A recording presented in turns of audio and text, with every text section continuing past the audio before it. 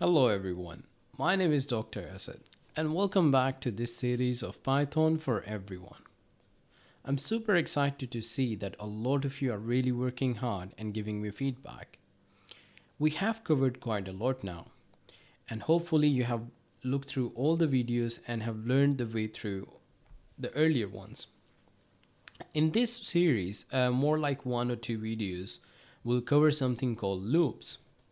Now in loops, we have a lot to cover, such as how to continue a loop cycle, how to break it, how to insert a loop in a loop, which is called nested, how to use a range function, while, and maybe use list comprehension as well. Don't worry if these terms don't make sense to you. We'll cover all of them. But first, let's see what loop is. We use loops in our daily life as well, such as um, for eggs in home, right? We can have any condition.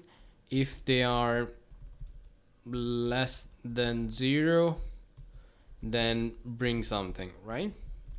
So as in normal our daily life, we are setting a criteria, right? We're saying for certain variable out of a big variable, in this case the variable would be x in a big variable called home. If certain condition is met, do this. It doesn't even have to have a certain condition. It could be just for every egg in home, print egg. So it will print every single egg for you. This is similar, most probably similar to what we did in an if statement. But let's just take a proper example. Let's create a list. Now you should be comfortable with list now. So let's say I have a list of numbers 1, 2, and 3 and 4 and maybe 5, right? Now I want to print each number in a loop. So all I'll do is, remember our syntax was for certain variable in a large variable, right?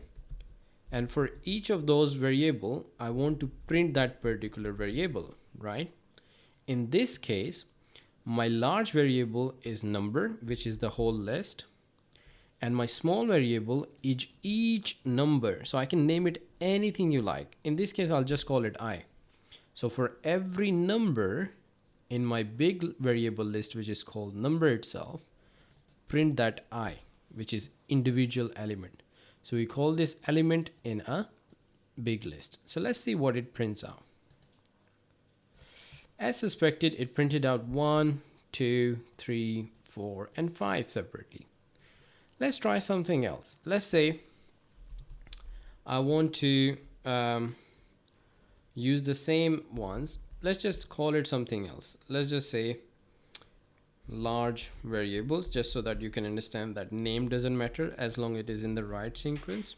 And it could contain maybe different kind of things, numbers, maybe list in a list. That could be 2 and 3, and another one could be maybe Bilal.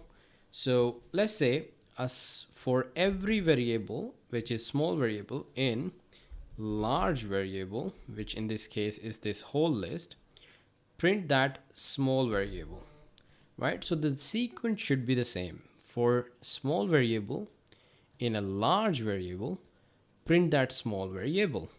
So let's see if I print that out. As suspected again, it printed out every single small element in there. First it printed Asad because that was the first element. Then it printed the number. My third was the list itself, another number, and then the text. So this is how we write a loop statement.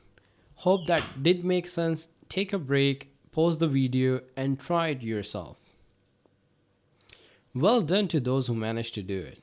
For those who couldn't, place a comment below so we can discuss what was the problem and try to debug your code.